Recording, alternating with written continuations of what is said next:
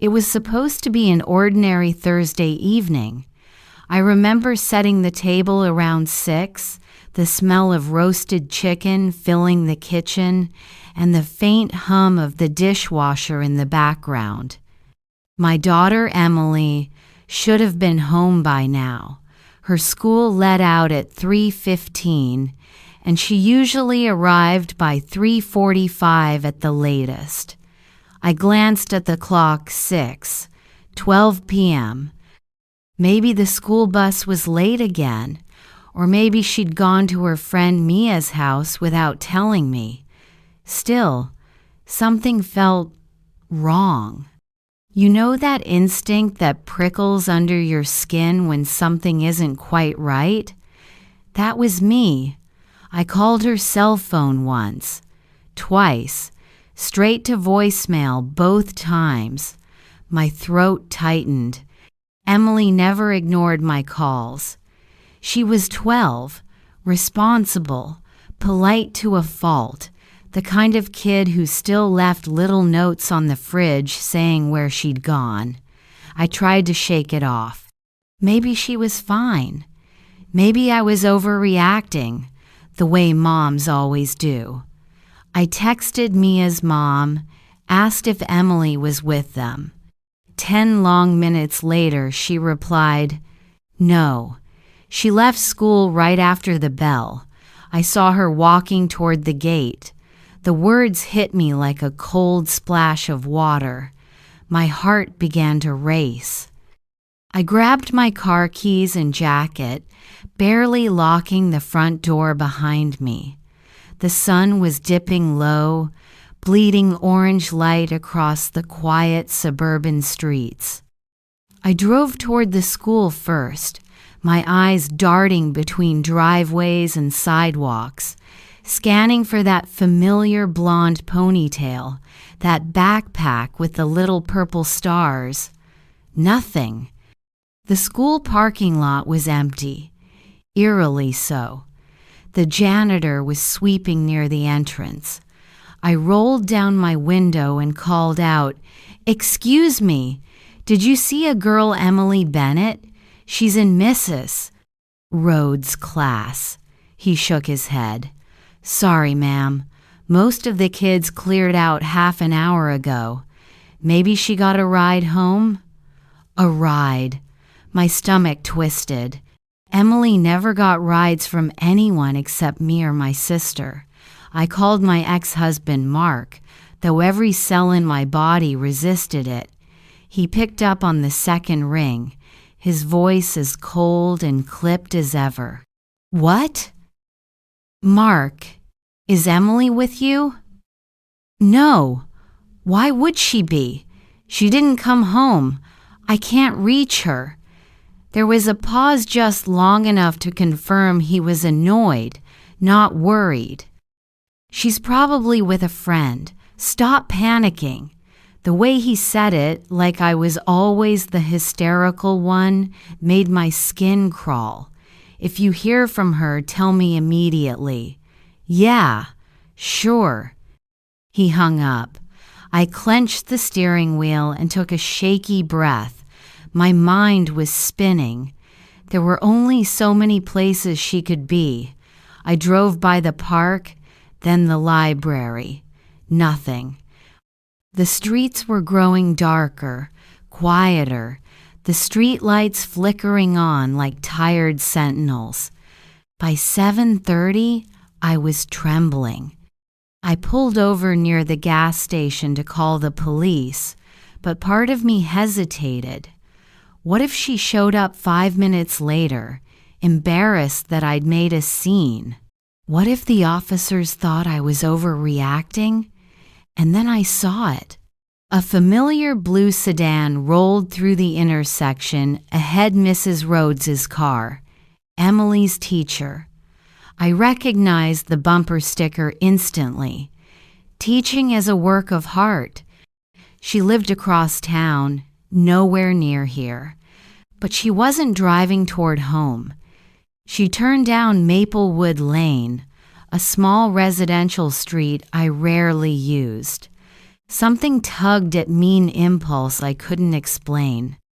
I started my car and followed. It was quiet on Maplewood, the kind of street with perfect lawns and shuttered windows. Mrs. Rhodes' car slowed, then pulled into the driveway of a small white house I didn't recognize.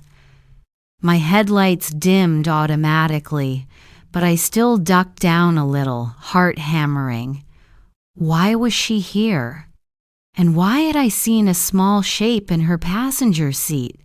I parked half a block away, my mind racing. Maybe I was seeing things. Maybe she'd offered Emily a ride and stopped to drop something off. But Mrs. Rhodes had never once mentioned driving Emily home, and Emily would have told me. She always told me. I sat there for a moment, gripping my phone so tightly it left marks in my hand. Then I saw the front door open. Mrs. Rhodes stepped out, holding a backpack, Emily's backpack, the purple one with the stars. My chest constricted. She disappeared inside again, closing the door softly behind her. That was it.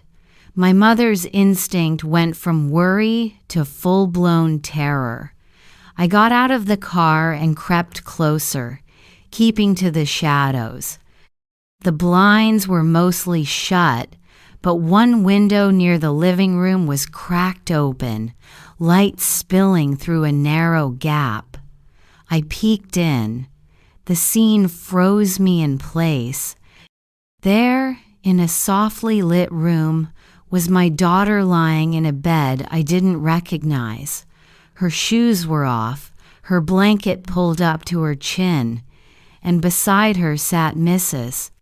Rhodes, reading from a storybook, her voice low and sweet. She smiled, brushed a strand of Emily's hair behind her ear. It looked intimate, familiar, wrong. Every instinct screamed that something was off, that this was more than a teacher being kind. My pulse thundered in my ears as I pressed my hand to my mouth to keep from gasping. I wanted to burst in, to yank Emily out of there, but something held me back. Fear, confusion, disbelief. What if I was misunderstanding? What if there was an explanation? I took a shaky step backward, pulling out my phone to record, my hands trembling so badly that the camera barely stayed steady. I zoomed in through the glass, the faint glow illuminating my daughter's sleeping face and the woman beside her. Mrs. Rhodes leaned down, whispered something I couldn't hear, and turned off the lamp. The room went dark. I stumbled back to my car, breath shallow, every nerve in my body alive with panic. My daughter was inside that house with her teacher and I had no idea why.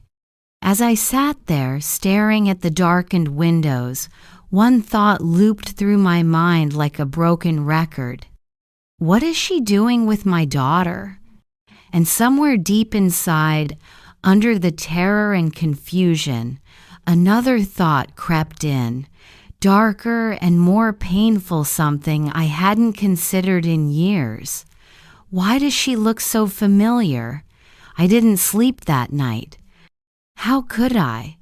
Every time I closed my eyes, I saw Emily's face in that strange bed, her teacher's soft smile as she read her a story like she was her own child. My hands wouldn't stop shaking. I tried to tell myself there had to be an innocent explanation. Maybe Mrs. Rhodes had found Emily walking home alone and brought her somewhere safe. Maybe she'd called me and my phone just hadn't rung. But as the minutes crawled past midnight, the excuses stopped making sense. I dialed Mrs. Rhodes' number 3 times, straight to voicemail. I left one message, then deleted it immediately. What was I supposed to say? Hi, I saw you tucking my daughter into bed through your window? It sounded insane. By sunrise, I'd made up my mind. I drove back to that white house on Maplewood Lane. The street was silent, wrapped in that eerie early morning fog that makes everything look unreal. Mrs. Rhodes' blue sedan was still there. My stomach knotted. I parked across the street and waited until I saw movement inside. Around 7, she came out wearing a pale sweater, her hair neatly tied back, looking exactly as she did at school warm, composed, the perfect teacher every parent trusted. She carried a travel mug of coffee, locked her door, and drove off like nothing in the world was wrong. The moment she disappeared around the corner, I bolted from my car. My pulse was wild in my throat as I hurried up the driveway. I rang the doorbell once, twice. No answer. I tried the handle. It was locked, of course. But through the small side window, I could see movement upstairs. Emily, she was at the window, in a white t-shirt and pajama pants, her hair messy, her little hands pressed against the glass. When she saw me, her face lit up for a split second, then confusion took over. She mouthed something I couldn't hear. I gestured frantically, trying to tell her to open the door. She shook her head.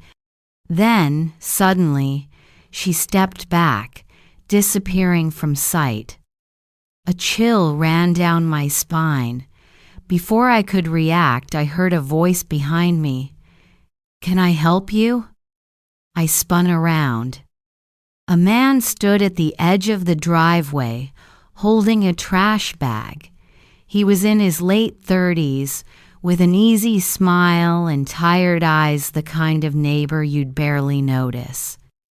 I'm looking for my daughter," I stammered. "She's inside. Her name's Emily, the woman who lives here." "Oh, you mean Claire?" he interrupted. "She's a teacher, right?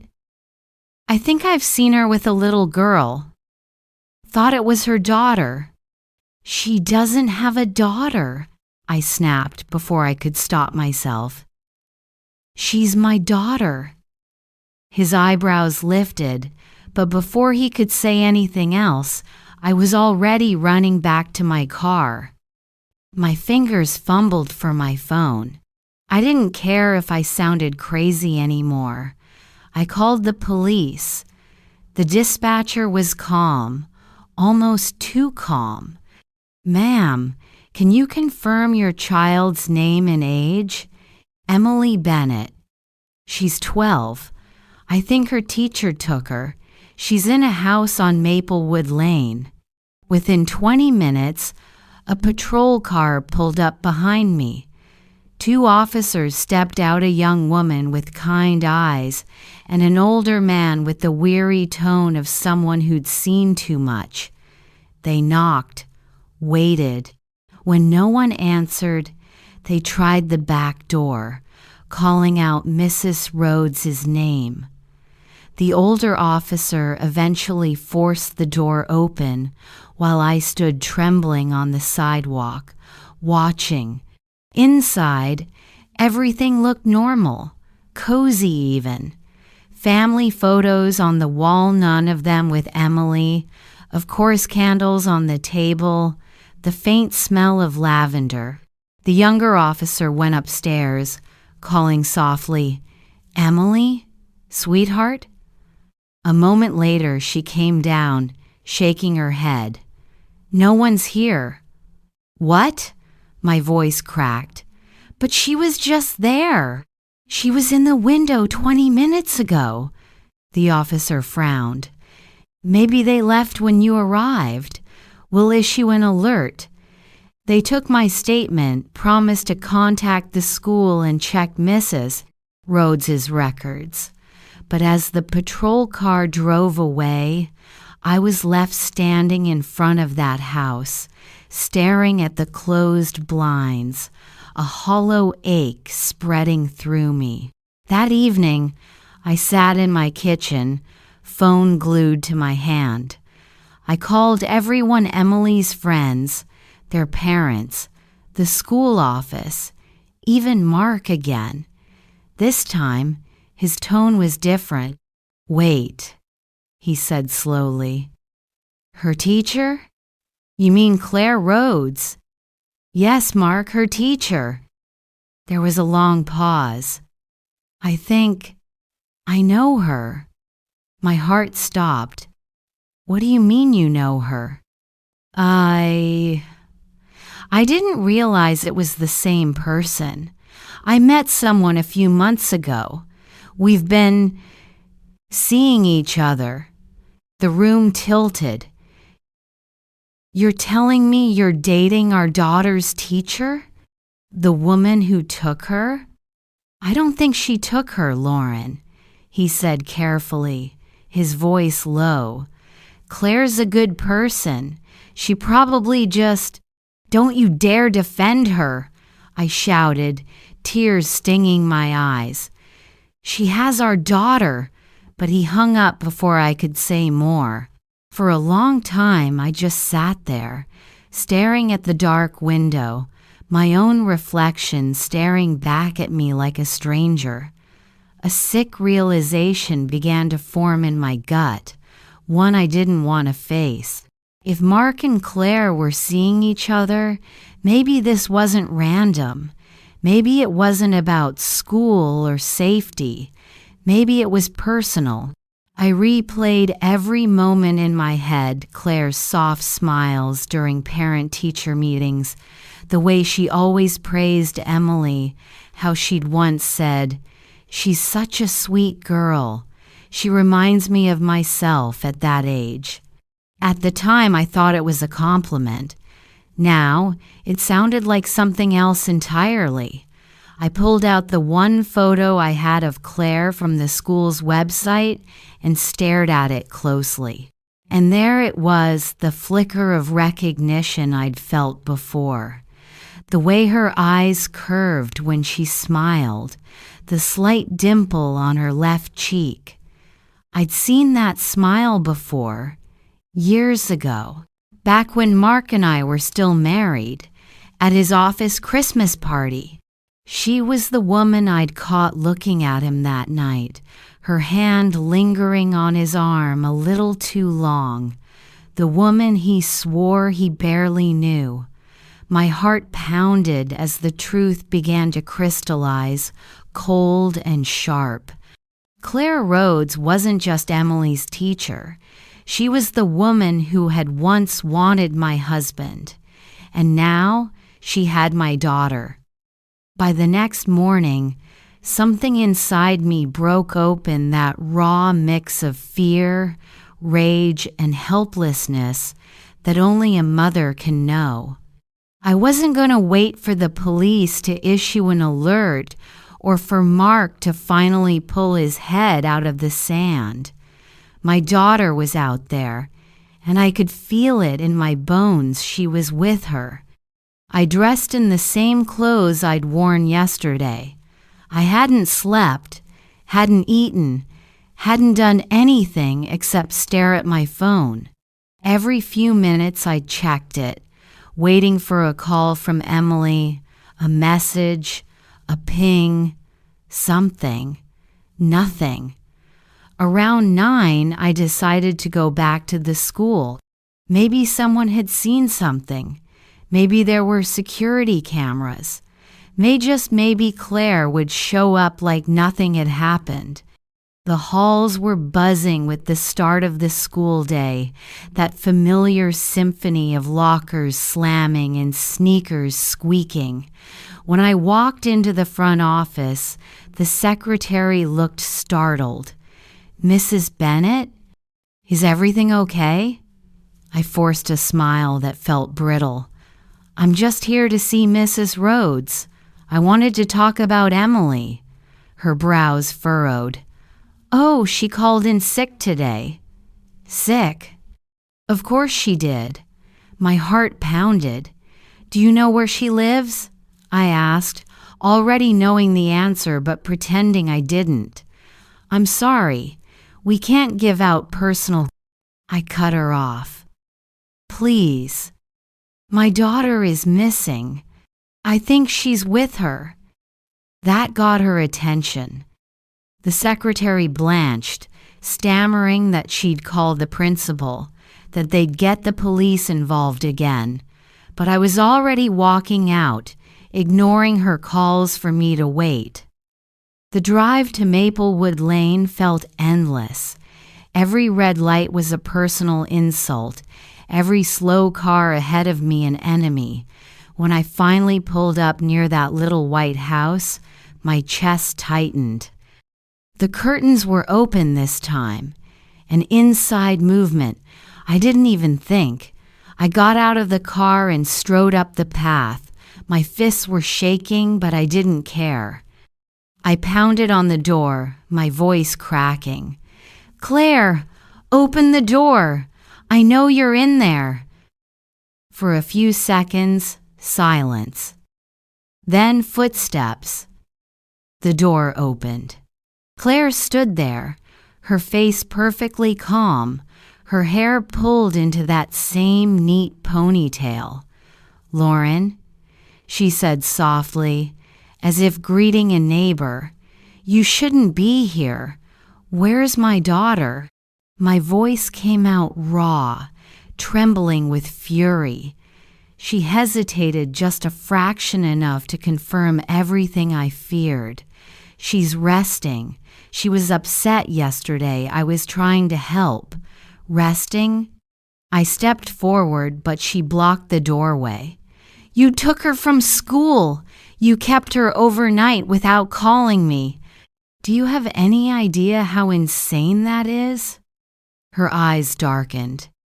She came to me, Lauren. She said she didn't want to go home. She was scared. That stopped me cold. Scared? Scared of what? Of you, she said quietly. The words hit me like a slap. For a second, I couldn't even breathe. That's a lie. She said you've been fighting with Mark, Claire continued, her tone maddeningly gentle, almost pitying, that you yell a lot, that you make her feel like she's in the middle. I just wanted her to have a safe space. I wasn't going to keep her forever. My throat burned. You think you can twist this into, you're the good one? You abducted her. Her calm cracked for just a moment. Abducted? She repeated, her voice shaking now. No, Lauren, I saved her. I've been part of her life for months. She trusts me. She loves me. I took a step back, staring at her.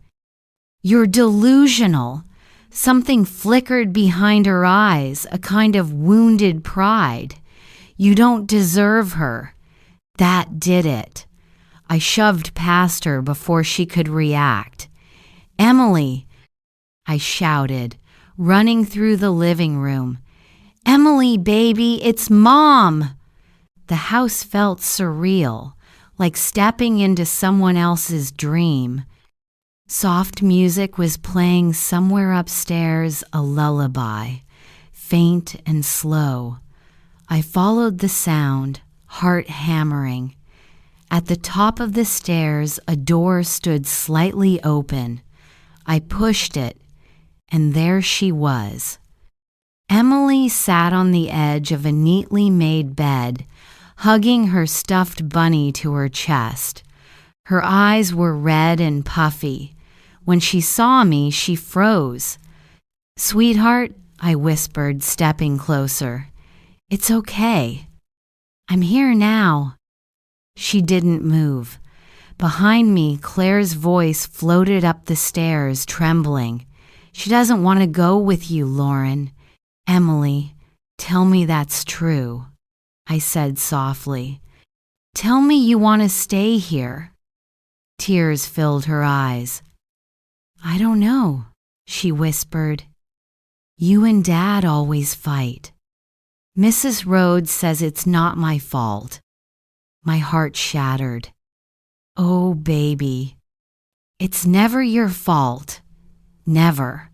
I reached out for her hand, but before I could, Claire stepped between us. Her tone was almost pleading now. She's happier here. She's safe. You can't give her that. I stared at her in disbelief. You're sick. You think stealing someone's child is love? She's our child, Claire said suddenly, her voice breaking. Mark and I froze. What did you just say? Claire's lip quivered, and for the first time, I saw the full, terrifying truth behind her calm facade. She's ours, she whispered again. Mark told me everything. How you lied to him. How you trapped him with that pregnancy. My knees went weak. That's not true, I said, barely a breath. He said she might be mine. In a way, Claire continued, her eyes shining with something unhinged, desperate. He said if things had been different, if you hadn't come along, she would have been ours. I'm just fixing what he couldn't. I stumbled backward, my mind spinning. The room felt smaller, the air too thick to breathe. Emily, I said firmly, forcing my voice to steady, get your things. We're leaving. Right now. But Claire stepped closer, her hand reaching toward Emily's shoulder. Don't listen to her, sweetheart. She's angry. She doesn't understand. That was the last straw. I grabbed Emily's hand and yanked her toward me. Claire lunged, grabbing my arm, nails digging into my skin. We struggled, screaming, until Emily's terrified sobs broke through the chaos. Stop, she cried. Please stop. That sound snapped everything back into focus. I pushed Claire away with all the strength I had. She stumbled, hitting the dresser behind her. For a second, she just stood there, breathing hard, eyes full of something I couldn't read, hatred, heartbreak, both. Then she said softly, almost to herself, "You'll regret this." I didn't wait to find out what she meant. I scooped Emily into my arms, dragging her down the stairs. Claire followed, but didn't try to stop me this time. As I threw open the front door, I saw flashing blue lights. 2 police cars pulled up to the curb. Someone must have called them, maybe a neighbor, maybe that kind man with the trash bag. The officers rushed in, separating us, asking questions, guiding Emily gently to one side. I tried to speak, but the words tangled in my throat. All I could do was point at Claire. She took her, I whispered hoarsely. She took my daughter. They led Claire away, her hands behind her back, her expression strangely serene. And as they drove her off, she turned her head toward me through the car window and mouthed 3 silent words that made my blood run cold. She'll come back. The next few days passed in a blur, the kind that bends time, where day and night bleed into each other, and you can't tell if you've eaten, slept, or simply existed. Emily was home. That was supposed to be the end of it, but it wasn't. It was only the beginning of something darker. The police had questioned me for hours, asked every possible detail about what happened when I first noticed she was missing, how long I'd followed Mrs. Rhodes, what exactly I'd seen. They told me Claire had been taken into custody for questioning, but released the next morning. Not enough evidence for an abduction charge, the detective said. Your daughter wasn't restrained, and she claims Emily came voluntarily. Voluntarily. That word made me want to scream. Emily was 12. She didn't know what manipulation looked like. I tried to explain that to them, but all I got was sympathy, paperwork, and a warning. If she contacts you, let us know immediately. When I finally brought Emily home, she seemed different. Quiet, withdrawn. She barely spoke to me for 2 days. When I asked her how she felt, she just shrugged, her eyes glassy. Once, I caught her staring out her bedroom window at nothing, whispering something under her breath. "Em," I said softly, kneeling beside her.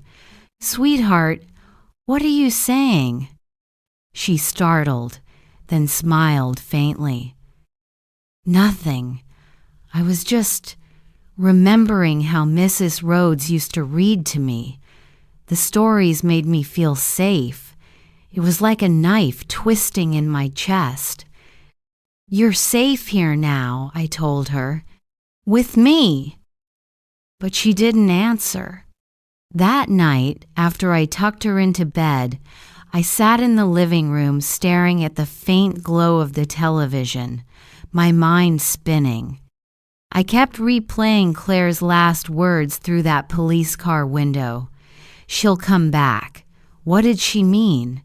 The next morning, I decided to visit the police station again. I needed to know if Claire was still under observation. Detective Alvarez, the one assigned to the case, looked at me wearily. "Mrs. Bennett," he said, "I understand you're scared. But as far as we can tell, Claire Rhodes hasn't violated any laws since her release. She's been told to stay away." "Has she?" I asked sharply.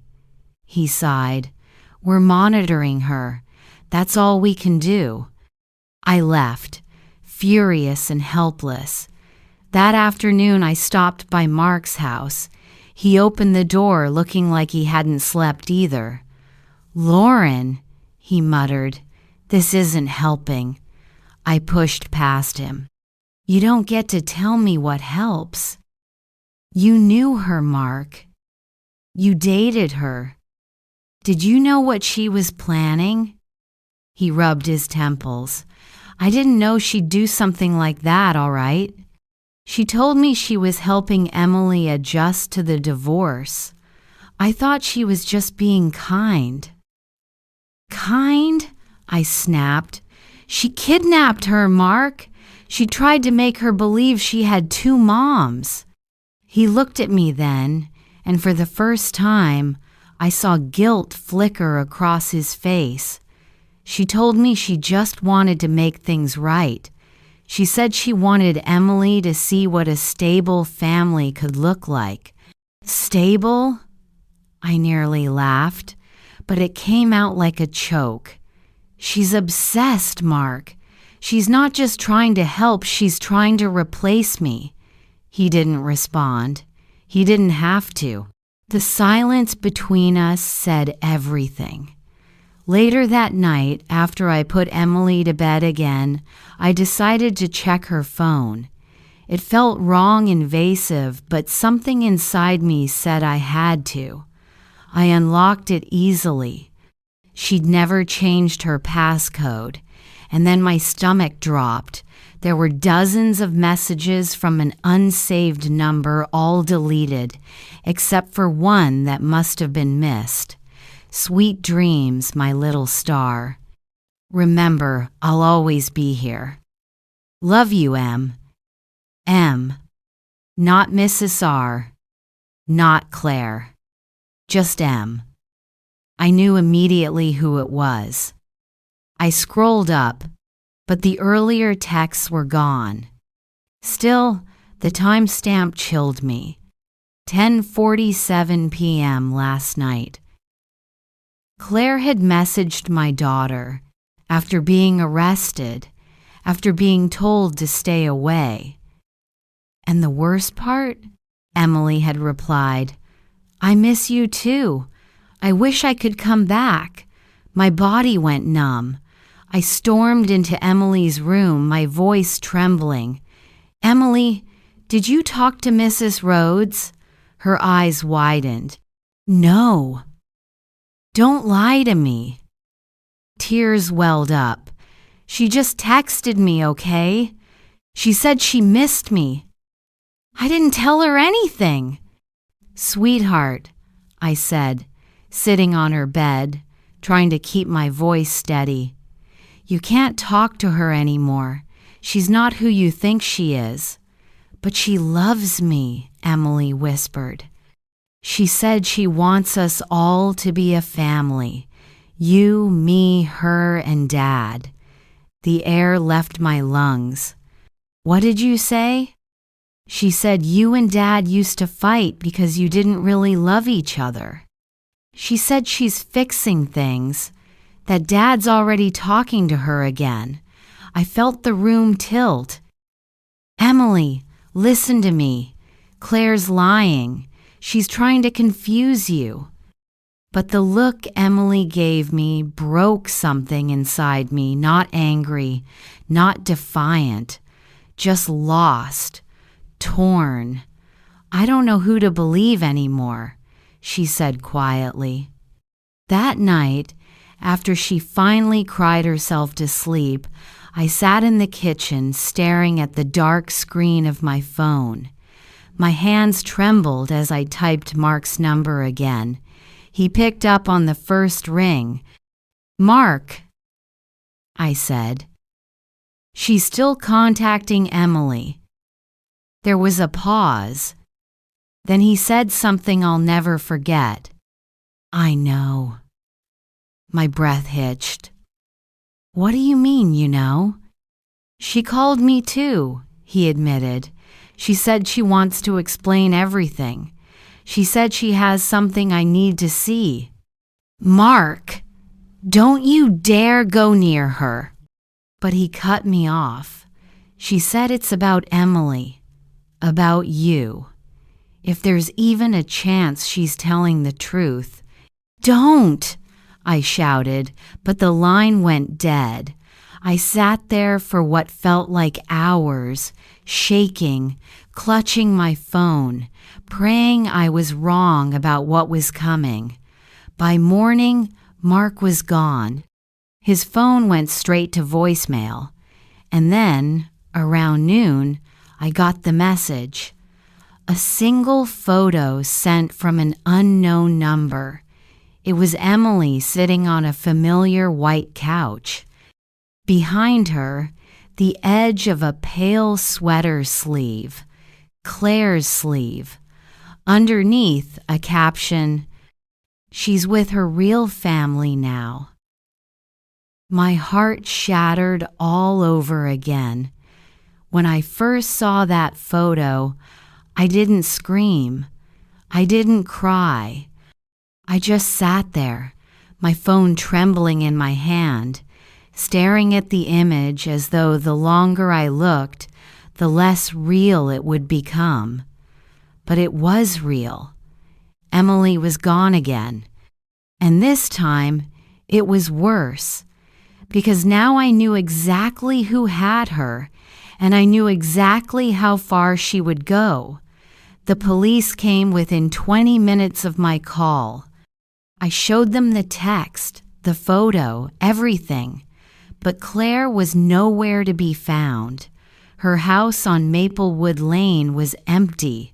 Her car, gone. The neighbor said she'd seen her around 6 that morning, loading boxes into the trunk. Didn't look like she was coming back, the woman said, frowning.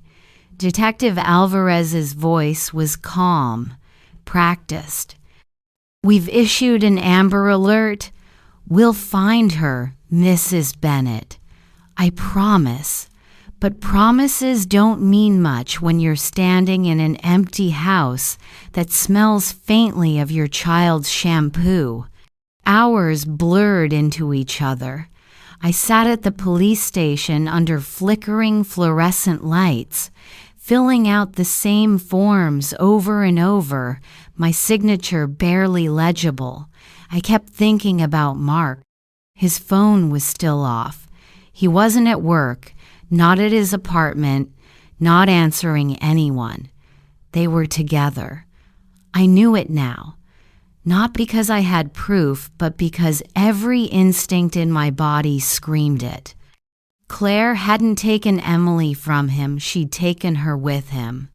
I drove for hours that night, searching every place that meant something to us, the lake where Mark used to take Emily fishing, the ice cream shop she loved, even the old cabin his parents used to own near Briar Hill. Nothing. Only the dark, and my own reflection in the windshield, hollow-eyed and desperate. Then, just past midnight, my phone buzzed. An unknown number. I answered instantly. Emily? A soft voice replied, almost gentle. Lauren. It was Claire. My entire body went cold. Where is she? She's fine, she said calmly. She's sleeping. I just wanted you to know she's safe. Where are you? If you hurt her... I'd never hurt her, Claire interrupted. You still don't understand, do you? I'm not your enemy. I'm giving her what you never could. I bit back a sob. You think kidnapping a child is love? You're sick. There was a pause long enough for me to hear the faint sound of waves in the background, the call of a night bird, the lake. I whispered, You're at Briar Hill. She didn't deny it. Mark understands now. He sees that Emily needs stability, a real family. He's here too. You should be happy for her. I could hear my own heartbeat pounding in my ears. Claire, listen to me. You need to stop this before it's too late. The police are looking for you. Her tone softened, almost wistful. They won't find us. Not until she's ready to come back. And then the line went dead. I drove like a maniac. My headlights cut through the fog, the forest swallowing the road in shadows. The lake came into view still, glassy, reflecting the faint silver of the moon. Mark's car was parked near the old boathouse. When I got out, the air was thick and cold. I called Emily's name, my voice echoing across the water. No answer.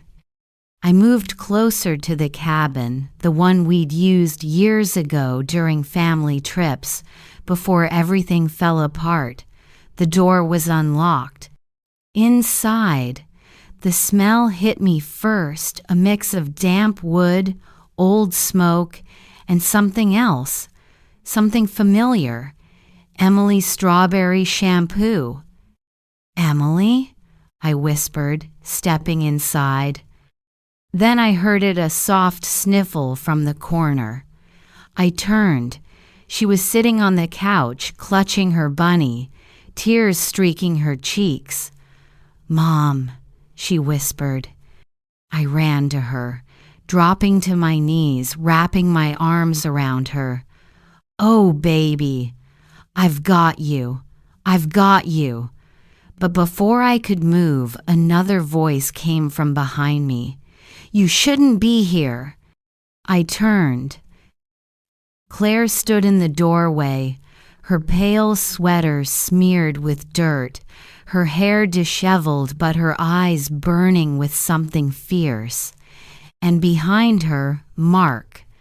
He looked lost, dazed, like a man who'd just woken from a dream. "Lauren," he said quietly, "please, let's just talk." "Talk?" I hissed. "You let her take our daughter."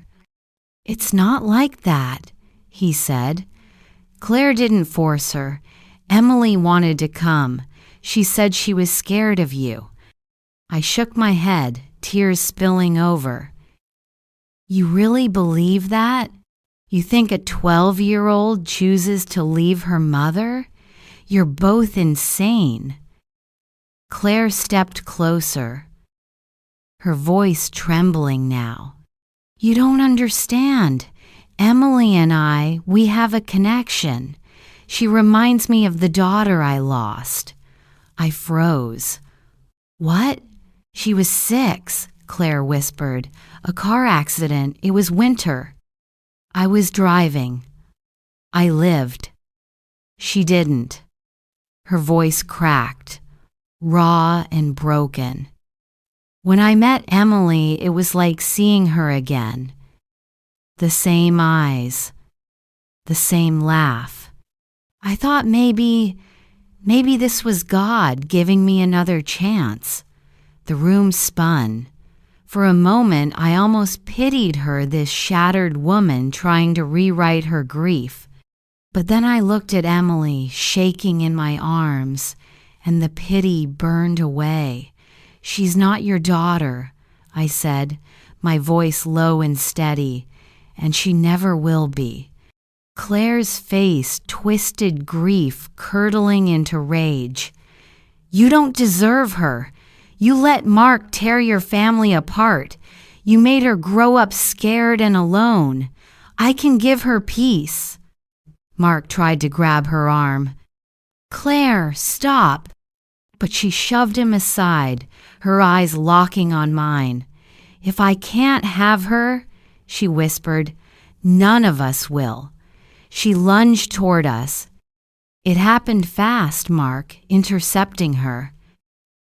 The struggle, the sound of shattering glass as the lamp toppled. I screamed, pulling Emily toward the door. Claire screamed too, a raw, guttural sound that didn't sound human. Then, suddenly, it was over. Mark stood frozen, breathing hard, staring down at Claire, who was crumpled on the floor, her face pale, a shard of glass glinting near her hand. "Is she?" I began. "She's alive," he said hoarsely. "Just unconscious." Outside, the sound of sirens grew louder. The police, finally, closing in. They found us minutes later. Claire was taken away on a stretcher, her wrists bound, her eyes fluttering open just long enough to find Emily one last time. "Don't forget me," she whispered. Emily didn't answer. She just turned away and buried her face in my shoulder. Weeks passed. The media called it the Maplewood abduction. Neighbors whispered. Parents clutched their children tighter. Claire was transferred to a psychiatric facility pending trial. Mark and I sat through countless interviews, court dates, therapy sessions for Emily. He tried to apologize, but I couldn't look at him without seeing that night. Emily's healing was slow. Some nights she still woke up crying, calling for me. Other nights, I'd find her sitting by the window, staring at the stars, quiet, distant, lost. One evening, as I tucked her in, she asked softly, "Mom, do you think she really thought I was her daughter?" I hesitated. "Yes, sweetheart, I think she did. Do you hate her?" The question caught me off guard. I looked at her, my little girl, so much older now in the eyes than she should be. "No," I said finally. "I don't hate her, but I'll never forgive what she tried to do." Emily nodded slowly. Sometimes I still hear her voice. When I fall asleep, I brushed a strand of hair from her face. "Then you remember mine louder, okay?" She smiled faintly. "Okay." I kissed her forehead, whispered good night, and stepped into the hallway. For a long time, I stood there, listening to the soft rhythm of her breathing, to the silence beyond it, and to my own heart, still beating, still afraid. Outside, the wind rustled the trees, and somewhere far away, I could almost swear I heard a woman's voice, soft, broken, and whispering through the night. "She'll come back." But this time, I locked every door, and I never looked back. It's been 6 months since that night at the cabin, 6 long, quiet months that have somehow felt like both a lifetime and a single breath. The court hearings are over. Claire was declared mentally unstable and transferred to a long-term psychiatric hospital upstate. Mark moved out of town shortly after the trial ended, leaving behind a half-empty apartment and a note that simply said, "I need to get better before I can be a father again." Sometimes I wonder if he ever will. Emily and I are still in the same house, though I've changed almost everything inside it. New paint, new locks, new curtains that keep out the night. But some things, the smell of her shampoo, the sound of her laughter when she forgets for a moment, those are the only pieces of before that I still hold on to. She's doing better. The nightmares have faded, mostly. The therapists say she's adjusting, that she's strong. I see it too, the way she walks a little taller now, the way her smile doesn't feel quite as fragile. Still, every so often, I catch her glancing over her shoulder, as if she's afraid the past might be standing right behind her. I can't blame her. I do the same. There's something about trauma that never really leaves. It doesn't scream or claw once it's done with you, it whispers. It hides in the little moments, in the quiet spaces of your day. Like the first time I noticed the roses. It was late spring, just as the weather was turning warm. I found them sitting on our front porch, a small bouquet of white roses tied with a pale blue ribbon. There was no card, no note, just flowers. At first, I assumed they were from one of the neighbors, maybe a kind gesture from the Smiths next door, or from Emily's school counselor. But when I asked around, no one knew anything about them. That night, after Emily went to bed, I stared at those roses sitting in the vase by the window. I told myself they didn't mean anything. Just flowers, just coincidence, until it happened again, a week later, then again the week after that. Always white roses, always tied with that same blue ribbon. And that's when I remembered something I hadn't thought about since before the police came that night. When Claire was first assigned to Emily's school, she'd given her a welcome gift, a book, and a single white rose wrapped with a pale blue bow. She'd said, "White roses are for innocence, blue ribbons for peace." The next morning I called the hospital. The nurse was polite but firm. "Yes, Miss Benson, I can confirm that Miss Harper is still here." She hasn't been released, and we don't permit any mail or deliveries sent under her name without verification.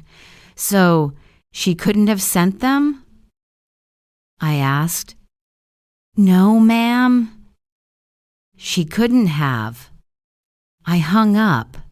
That night, I didn't sleep. I sat in the living room with all the lights on, listening to the creaks of the house. Every sound, the wind, the floorboards, the distant hum of passing cars felt like something more.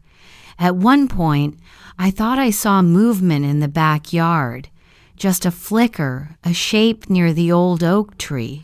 I told myself it was my imagination, but I got up anyway, checked the doors, the windows, every lock twice. When I finally looked outside again, the shape was gone. 2 days later, I received a letter in the mail. No return address. Just my name written in neat, careful handwriting. Inside was a single sheet of paper, blank except for 6 words. You'll never keep her forever. I didn't show Emily. I burned it in the sink. But that night, she came into my room around midnight, her small silhouette framed in the doorway. Mom? She whispered. I heard her again. My chest tightened. Who, sweetheart? She hesitated. Miss Harper. She said she misses me. I sat up quickly, trying to steady my voice. It was just a dream, baby. She can't talk to you anymore. Emily frowned. But she didn't sound far away. I pulled her close. You're safe. You hear me? You're safe. She nodded, but I could feel her heart beating fast against mine. After she fell asleep beside me, I lay awake for hours, staring at the ceiling, wondering if ghosts only haunt the guilty, or if they sometimes linger for those they love too much to let go. 3 weeks later, I decided it was time to move. Emily deserved a clean start somewhere far from Maplewood, from that school, from the cabin, from all of it. The movers came early in the morning. By sunset, the truck was loaded, and the house stood empty. Before locking up for the last time, I walked through each room, touching the walls, the windowsills, whispering goodbye. When I reached Emily's room, I stopped. Her stuffed bunny sat neatly on the pillow, the one she'd taken everywhere since she was little. I smiled, picked it up to pack it, and that's when I saw it. A pale blue ribbon tied carefully around its neck. My hands went numb. I called out, Emily? She was standing in the doorway, her eyes wide, her voice trembling. Mom, I didn't put that there. I swallowed hard, forcing a smile that didn't reach my eyes. It's okay, sweetheart. Maybe it was there before and we just didn't notice, but I knew we had. As we drove away, I glanced back at the house one last time. The evening sun cast long shadows across the yard. And just for a moment, so quick I almost doubted myself. I thought I saw a woman standing near the oak tree. She wasn't moving, just watching. I blinked, and she was gone. Still, as the car turned the corner, Emily reached out and whispered, Goodbye, Miss Harper. I didn't say a word, because deep down, I wasn't sure we'd seen the last of her. And somewhere, in a quiet room miles away, a woman in a hospital gown sat by a window, humming softly to herself, fingers tying and untying a pale blue ribbon. Her lips curved into a faint smile, Soon, she whispered. She'll come home.